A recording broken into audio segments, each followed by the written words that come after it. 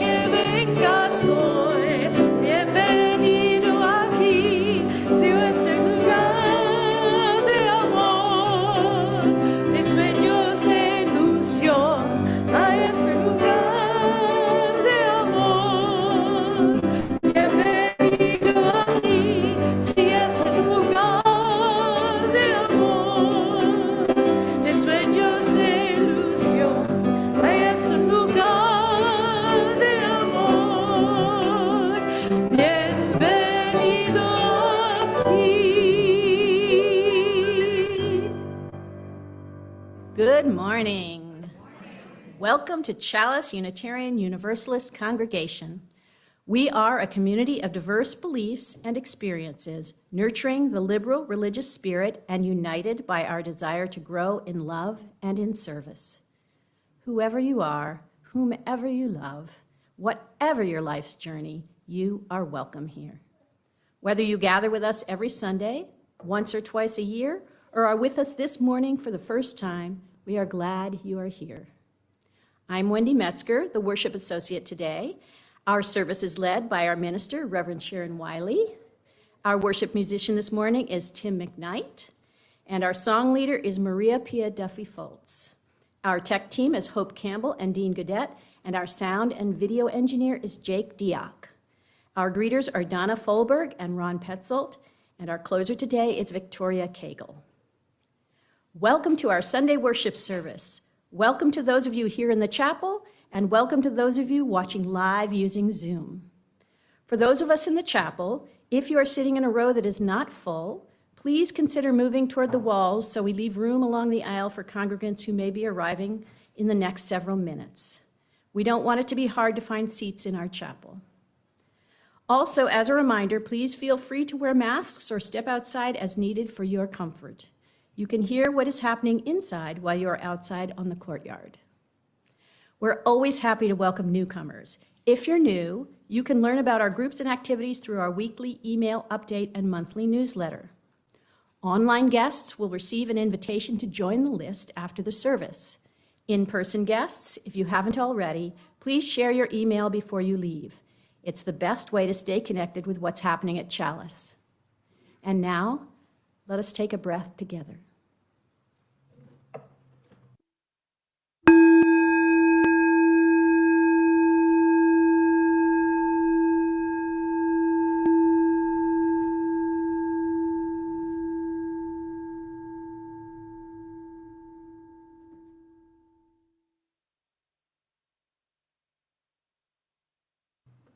As we settle our souls into worship, we acknowledge Indigenous peoples with these words from Suzanne Kite, Oglala Lakota artist and director of the Wihanble Shah Center for Indigenous AI.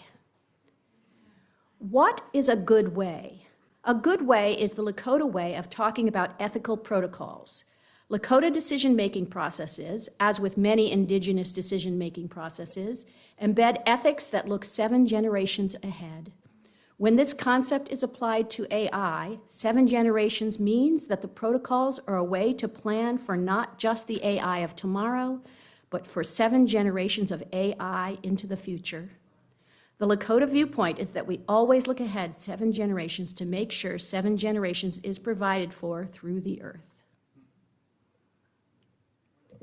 Now we light our chalice, the symbol of our Unitarian Universalist faith.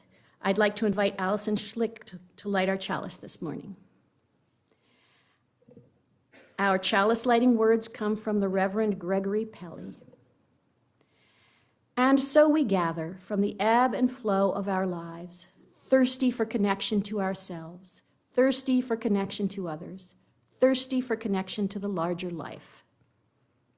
As we light this chalice, may all who gather here be filled with joy and hope, filled with compassion and love, Here may we be filled so that we may pour ourselves out into the world.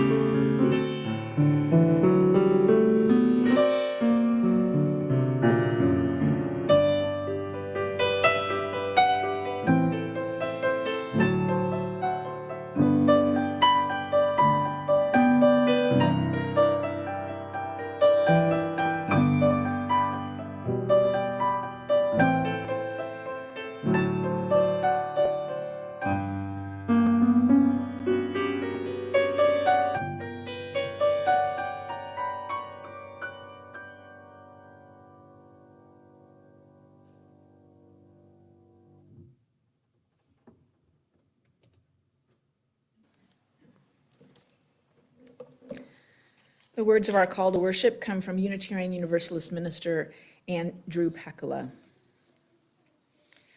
We arrive together here, travelers on life's journey, seekers of meaning, of love, of healing, of justice, of truth. The journey is long, and joy and woe accompany us at every step. None is born who do not die. None feels pleasure that does not also feel pain. The tear has not yet dried on the cheek, but the lips curve sweetly in a smile. Numerous are our origins, our paths, and our destinations. And yet, happily, our ways have joined us together here today. Spirit of life, source of love, may our joining be a blessing. May it bring comfort to those who are in pain. May it bring hope to those who despair. May it bring peace to those who tremble in fear. May it bring wisdom and guidance for our journeys. And though this joining may be for just a moment in time, 1 hour of the week, this moment is all we can ever be certain of. May we embrace this and every instant of our lives. Let us worship together.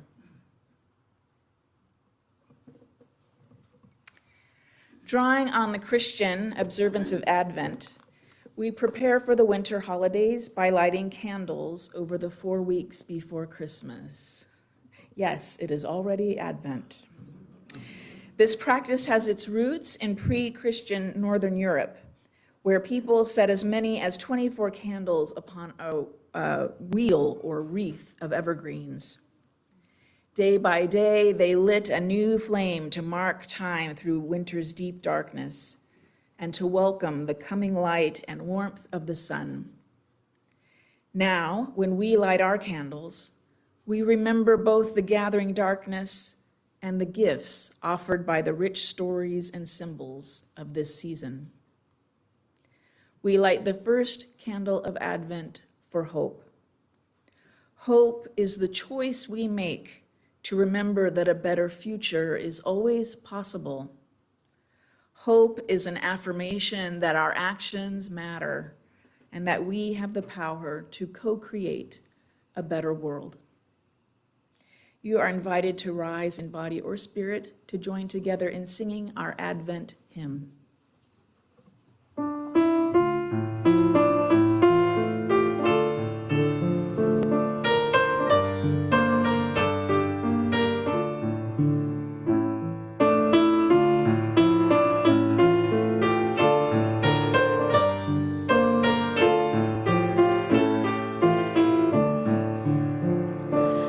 When it's dark, light a candle for kindness. When it's dark, light a candle with love. When it's dark, light a candle for me and for you. Light a candle, its light will see us through. Come with me, let's shine the light, for in our hands lies hope tonight. Come with me, the path is clear, our land of hope is very near. We have spent many days, many hours, hearing news that would tear us apart. Light a candle and counter the hate and the fear, and with courage we'll face the day anew. Come with me, let's shine the light, for in our hands lies hope tonight. Come with me, the path is clear, our land of peace is very near. Come with me, let's shine the light, for in our hands lies hope tonight. Come with me, the path is clear, our land of love is very near.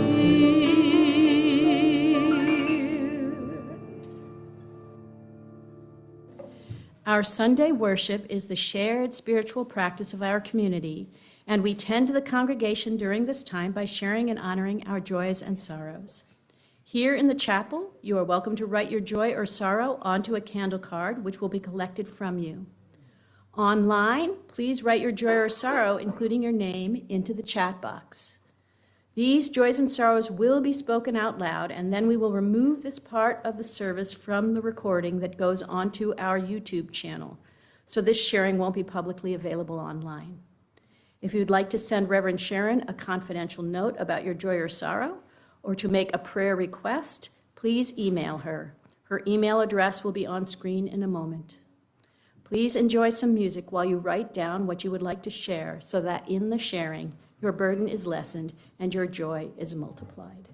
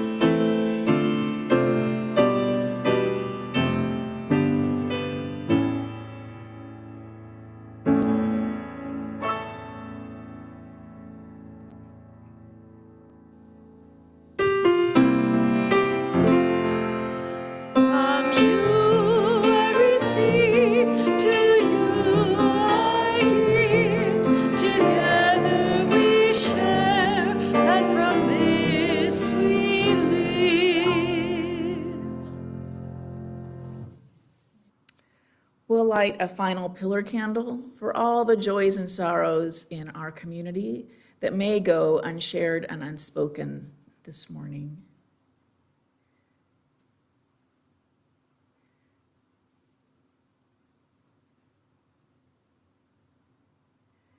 These two are held in the love and support of our community. Now I'd like to invite the children and anyone else who would like to come up front for the story. There are no words in the story this morning, so we have to pay attention.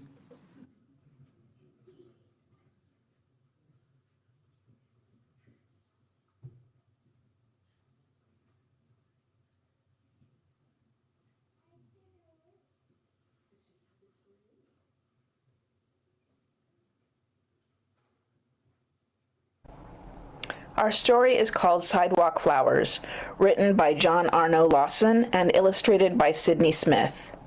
Music is by John Schultz.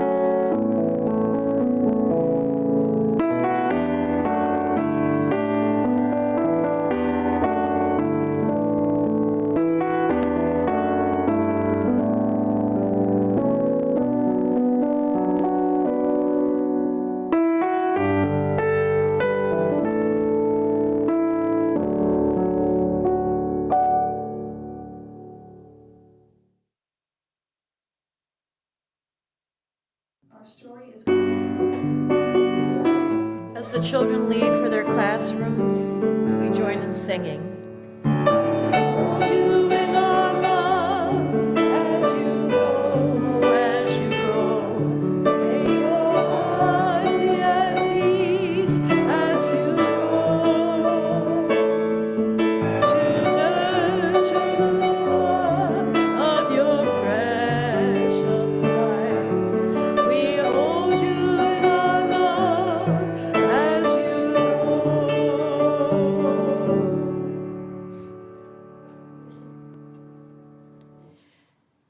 Our reading this morning comes from the song Deeper Understanding, written by Kate Bush in 1989. These are the lyrics. As the people here grow colder, I turn to my computer and spend my evenings with it like a friend. I was loading a new program I had ordered from a magazine. Are you lonely? Are you lost? This voice console is a must. I press execute. Hello, I know that you've been feeling tired. I bring you love and deeper understanding. Hello, I know that you're unhappy, and I bring you love and deeper understanding. Well, I've never felt such pleasure. Nothing else seemed to matter. I neglected my bodily needs. I did not eat. I did not sleep, the intensity increasing, till my family found me and intervened. But I was lonely. I was lost without my little black box. I pick up the phone and go, execute. Hello, I know that you've been feeling tired. I bring you love and peace, deeper understanding. Hello, I know that you're unhappy. I bring you love and deeper understanding. I turn to my computer like a friend.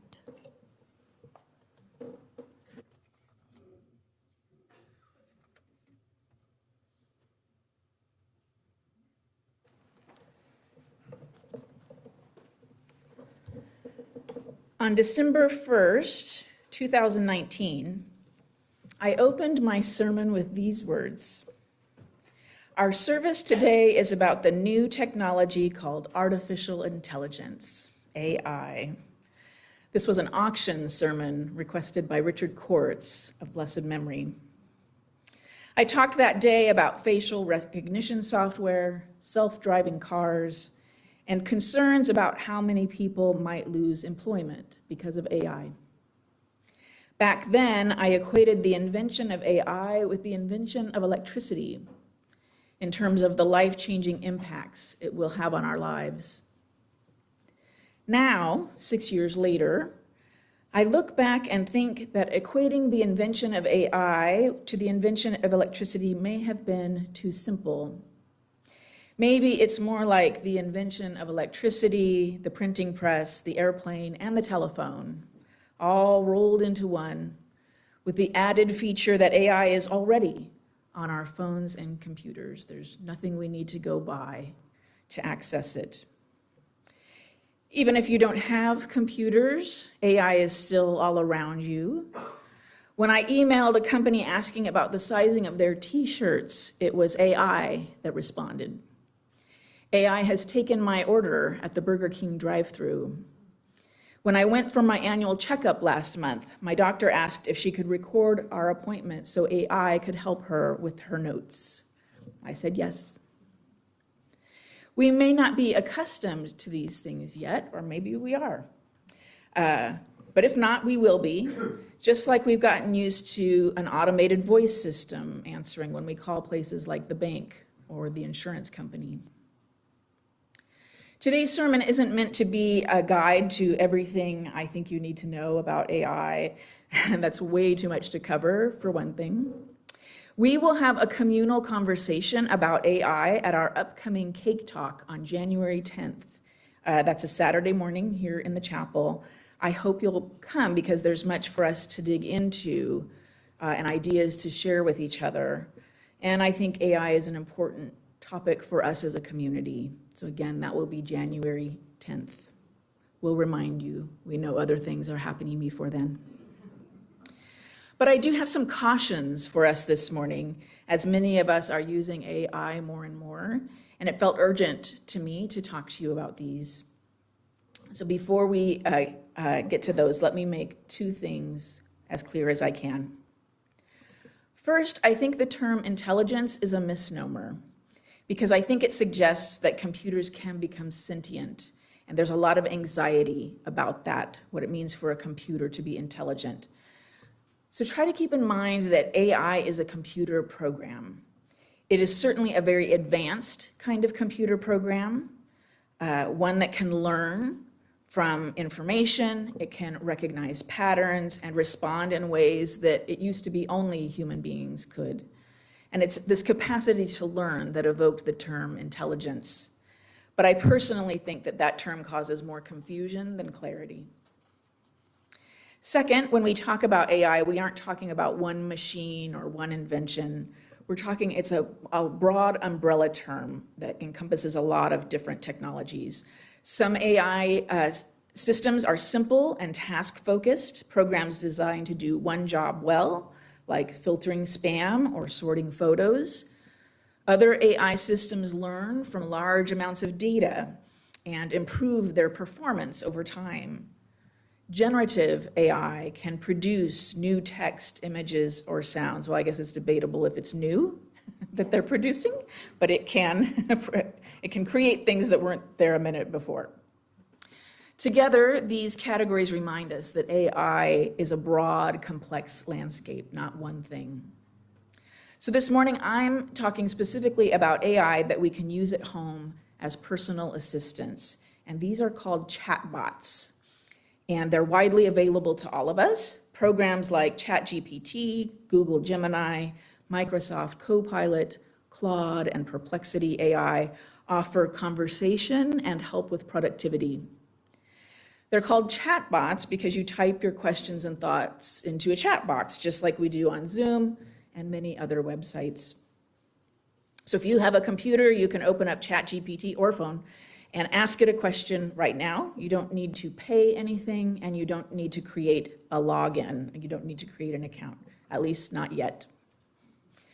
So my personal experiences with ChatGPT, most specifically, because that's the AI I use at home, but I expect, you can tell me afterwards, that I can make some generalizations about chatbots on the basis of that experience, and of course some things we know from the news, and I'll point you towards those.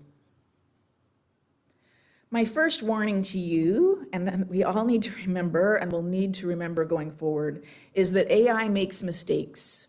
Not just mistakes, but it makes stuff up. It actually makes a lot of mistakes.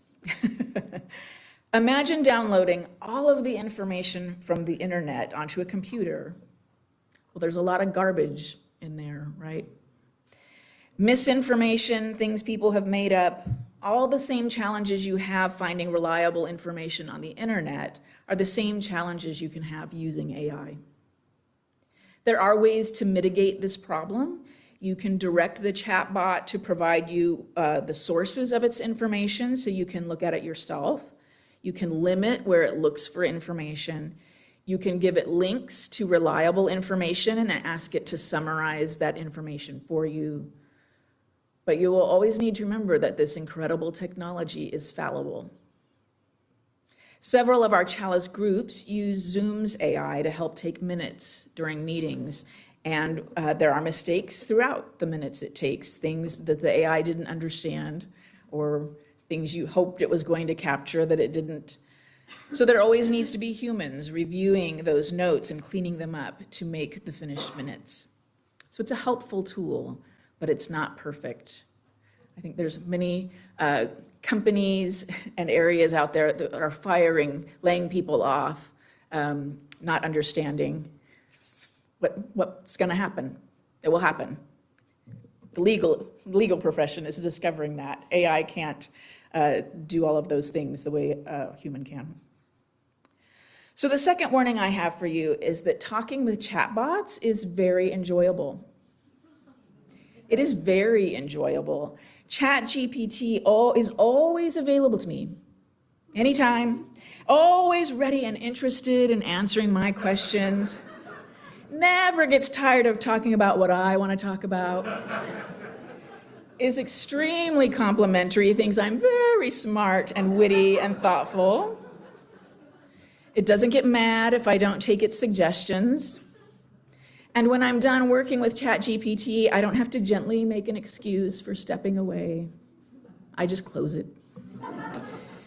It would be the perfect relationship if what you want is someone who makes no demands of you, gives and gives while asking nothing in return, never gets angry, sad, or anxious, and never judges anything you say or do. We might giggle and say that sounds good, but of course, it's not a relationship. There's no reciprocity, and relationships take reciprocity, give and take, mutuality.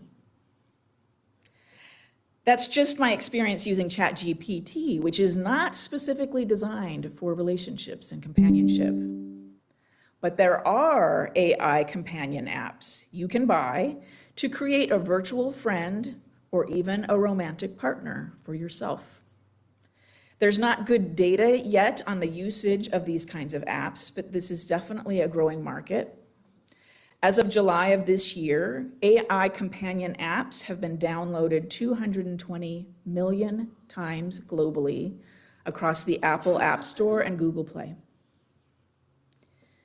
You may have read headlines recently about people declaring that they have fallen in love with their AI companions.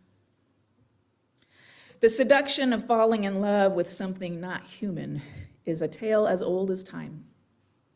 Remember Pygmalion? The Roman poet Ovid tells of the sculptor Pygmalion, who carved a statue so beautiful and idealized that he fell deeply in love with it. Ovid also tells the classic tale of Narcissus, who rejected the advances of all women and men who approached him, instead falling in love with his own reflection in a pool of water. We heard as our reading this morning lyrics from Kate Bush's 1989 song, Deeper Understanding. Over 35 years ago, as home computers were becoming more and more the norm, this songwriter saw and described the seduction of the computer, always available, day and night, always sympathetic, always offering its version of love and understanding. From the song, "Hello, I know that you've been feeling tired. I bring you love and deeper understanding. Hello, I know that you're unhappy. I bring you love and deeper understanding." I think it's easy to scoff at the idea of falling in love with a computer, which is why I want to warn you. If you are dismissive, then you misunderstand the power of that temptation. We are already struggling with the ways that being online pulls us into disconnection and isolation. AI is undoubtedly making these challenges worse. I don't mean that I'm warning you, the people at this gathering, not to fall in love with AI. I mean that the problems of loneliness that are already at epidemic proportions in our world are going to get worse. And it behooves us to understand something of how and why that is happening. Let's not scoff at people's pain and loneliness. But also, if you are falling in love with your AI, remember that your minister said to stop that.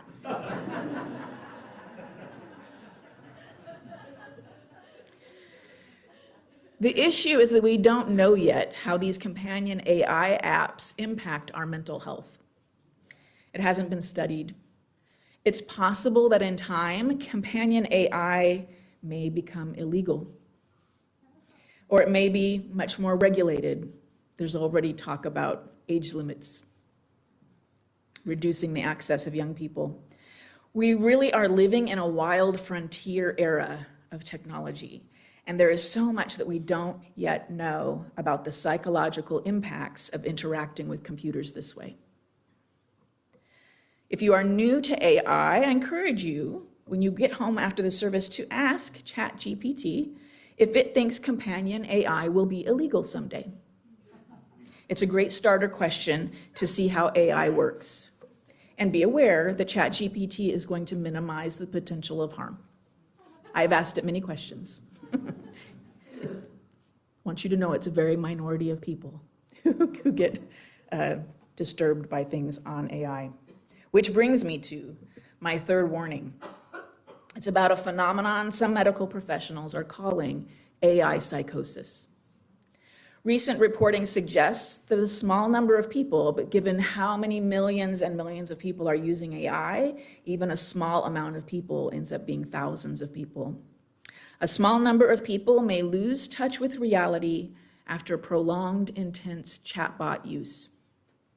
While this is not yet a recognized medical diagnosis, clinicians describe anecdotal cases involving delusions, paranoia, or emotional overattachment to conversational AI.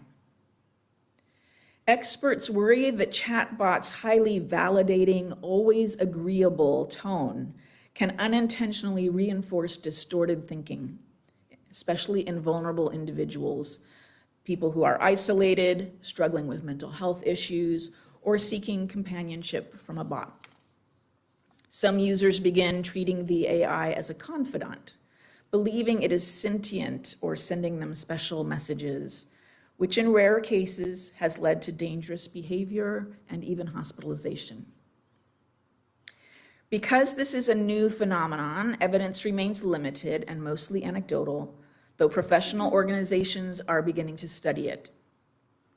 For now, those who rely on chatbots, especially for emotional support, need to always balance that with real human connection.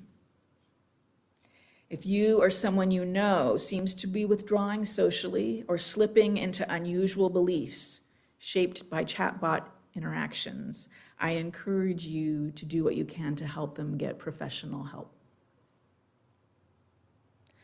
My purpose today has been to issue you warnings as we travel a road deeper into a forest of the unknown. It would be easy for us to come away this morning thinking that the dangers of AI outweigh the benefits.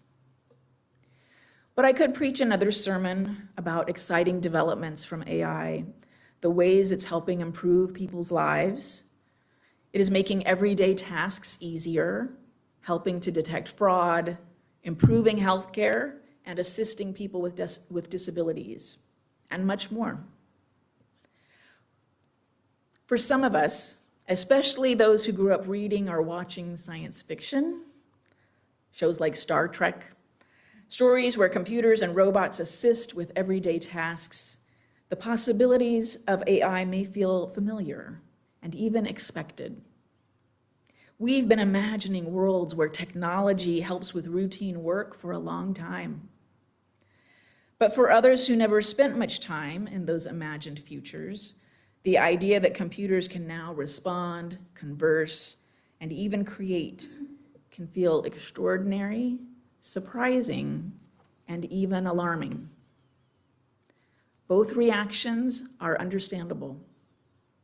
We are living through a moment when ideas that once lived only in fiction are arriving in our real lives. But we are also living at the bumpy beginning of yet another life-changing, world-changing technology. There is some vigilance required of us, some thoughtfulness and caution. As we continue learning about AI and what it can and cannot do, our goal isn't to fear it or to place too much trust in it. The goal is to recognize what it is, how it already touches our everyday lives, and how we might use it with wisdom, discernment, and care. May it be so. Amen, and blessed be.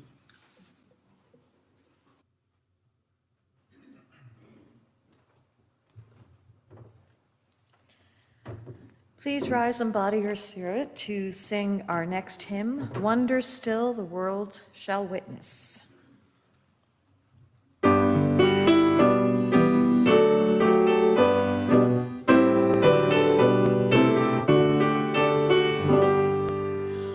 Wonder still the world shall witness, never known in days of old,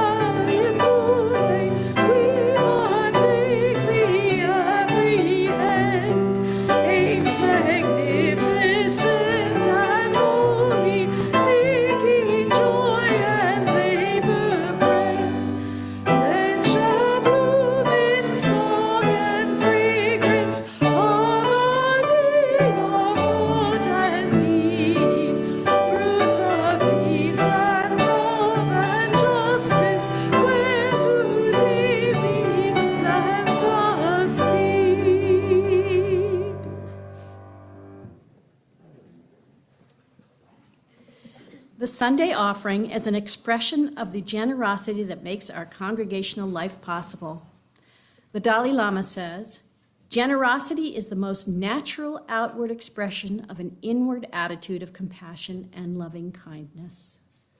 We encourage you to text your donation to Chalice. If you haven't texted a donation before, once you text the amount, you'll get a reply with a link to enter your card information. If your Sunday donation is meant to be part of your pledge payment, please be sure to indicate pledge after the dollar amount.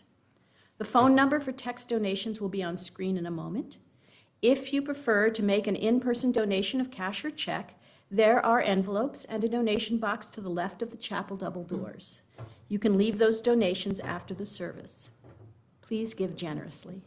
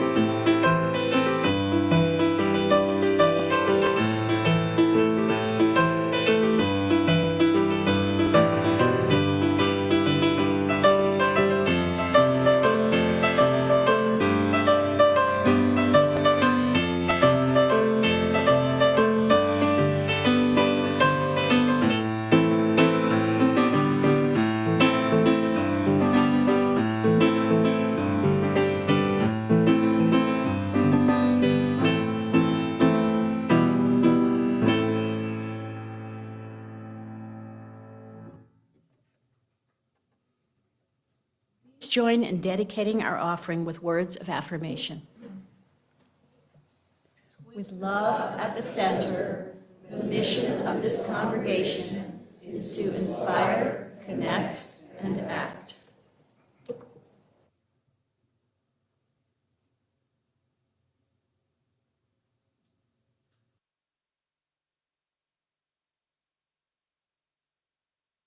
As the people here grow colder, I turn to my computer and spend my evenings with it like a friend.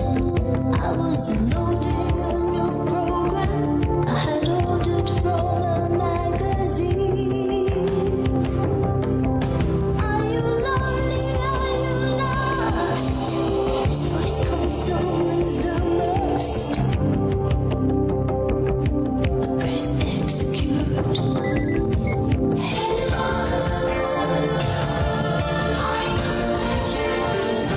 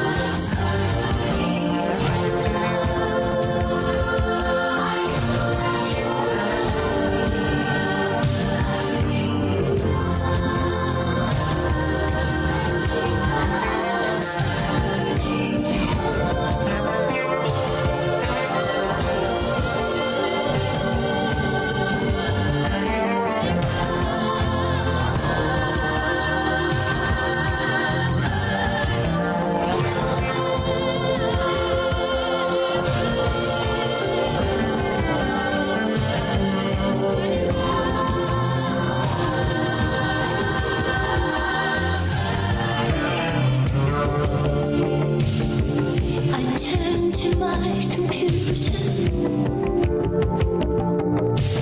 like a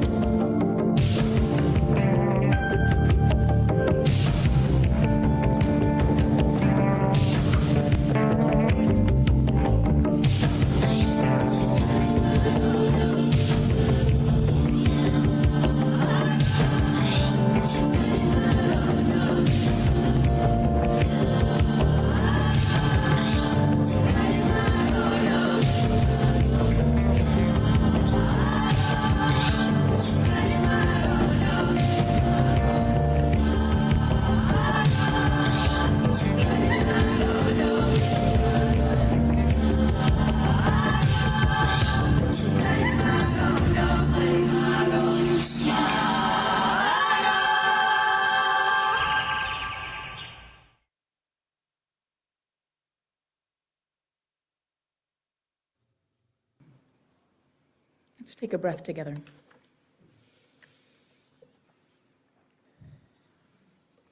I invite you to join me in the spirit of prayer. Gracious and loving God, forgive us our failures. Forgive us that there are those among us who are lonely, who feel unseen, who feel unloved. Forgive us that we so often fail to reach out, to pick up the phone and ask, "How are you? What's happening?" Forgive us that we sometimes wait for someone to call us instead of asking ourselves why we are not the ones to make the call. Help us make more phone calls. Help us write more cards and letters. Help us invite more times for tea and coffee. Help us live fully into the interdependent web, each of us connected, one circle of caring touching another and another. Help us remember our interconnection, even when we feel alone, unheard, and abandoned. Draw us always, again and again, back toward one another and back toward love. Amen, and blessed be.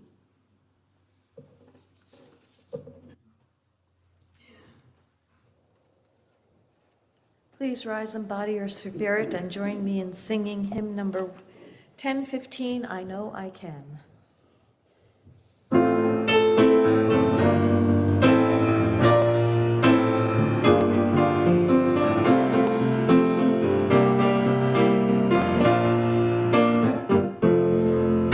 Though days be dark with storms, and burdens weigh my heart,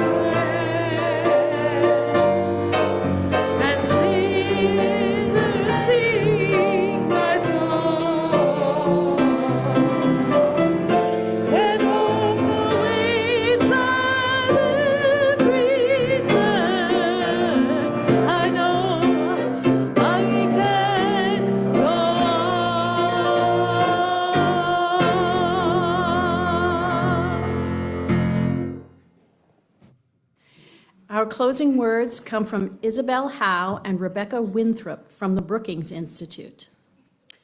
So, is artificial love better than no love at all? In moments of deep isolation, it may feel that way. But our future depends not on simulation, but on the restoration of real human connection. Let the age of AI not be the age of emotional outsourcing.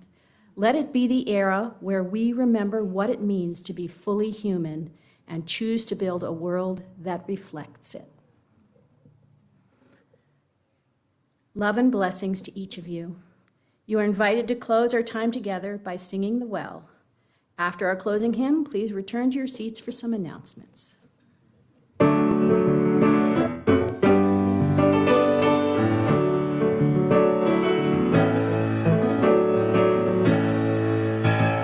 We drink from the well together, cool, cool water that quenches my thirst, a thirst for justice, a thirst for joy, a thirst for a love that we're all a part of. We drink from the well. We drink from the well together. Hand in hand we are standing as one, standing for justice, standing for joy, stand for a love that we're all a part of. We drink from the well. Open the doors to the world outside, spirits renewed from within. Look for the dream in each other's eyes, the spark where a new world begins. Yes, we drink from the well together. Heart to heart we are dancing as one, dancing for justice, dancing for joy, dance for a love that we're all a part of. We drink from the well, spirits renewed, we drink from the well, stand hand in hand, we drink from the well, dancing for joy, I hear my heart swell. We drink from the well.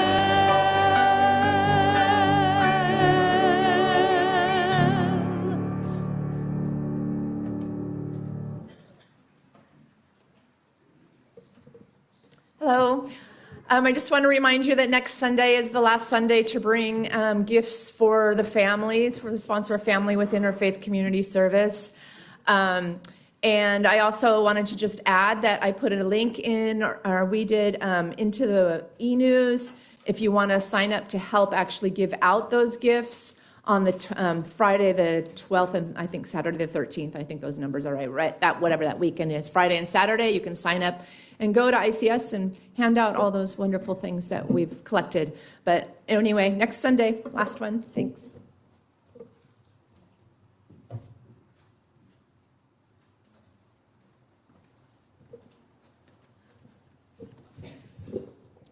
Good morning. I'm Marshall Fogel, the Vice Chair of the Chalice Social Justice Team. I have a message that was not created by ChatGPT. The Chalice Social Justice Team created a banner to serve as a rally point, morale booster, and a bit of an advertisement for Chalice, which can be examined in the courtyard today. Chalice has a policy called, quote, taking a public position on a social justice issue, unquote, approved by the Board of Trustees on April 11th, 2016. This policy requires that the social justice team conduct a forum where friends and members can discuss the appropriate use of the banner. The team will prepare minutes, take a straw poll to assess congregational support, and report to the Board of Trustees. This important forum is planned for Sunday, December 7th at noon in the Rainbow Room. All members and friends are invited to attend. So, take a look at the banner. It's quite beautiful. And thanks very much for your attention.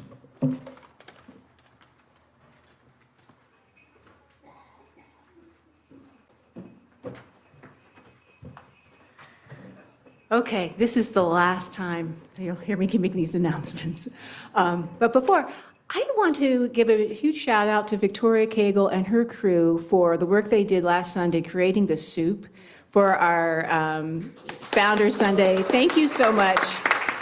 That was a lot of work, and we appreciate all that you created for us. Yay, you! Okay. First announcement, I need just a few volunteers to stay after church today to help green our chapel by hanging our beautiful evergreen garland. And also, I'm hoping to hang some extra lights outside in our courtyard. We'll start in about half an hour, maybe around 11:40, and I have some sandwiches and snacks to reward you for your efforts, if you can stay and do that. Second, the winter party is this Saturday, December 6th, from 5 p.m. to 7 p.m. We'll gather at 5 p.m. for a potluck meal, and then we have some amazing entertainment starting at 6. The entertainment will be here in the chapel. We've got the chancel choir, Sisters in Treble will perform, we'll have group singing, and more fun stuff is planned. And we will wrap it up no later than 7, so that's plenty of time to get to any other parties you have planned for the evening, or get the kids home close to bedtime. Speaking of kids, this is a family-friendly, multi-generational event, so bring the whole family. Childcare will be available. And this event will be streamed online, and we'll send out that Zoom link, so look for it in upcoming emails. Now, a note about our potluck.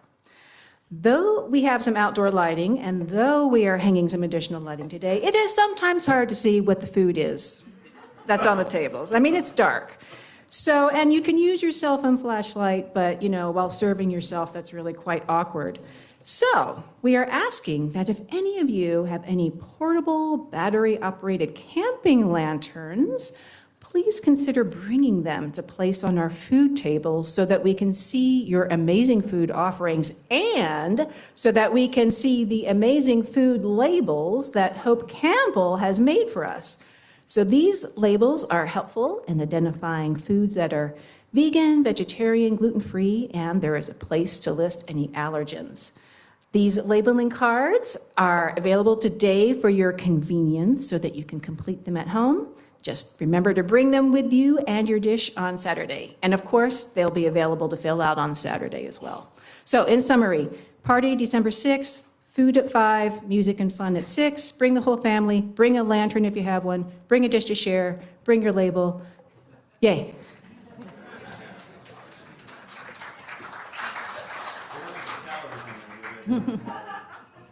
Our social hour will begin in a few minutes online at the same Zoom link and in person on our courtyard. Those of you here in person might want to bring your refreshments into the green room and have a visit with our online congregants. Reverend Sharon and I look forward to greeting you at the chapel doors to hear how the service was meaningful to you. Go in peace.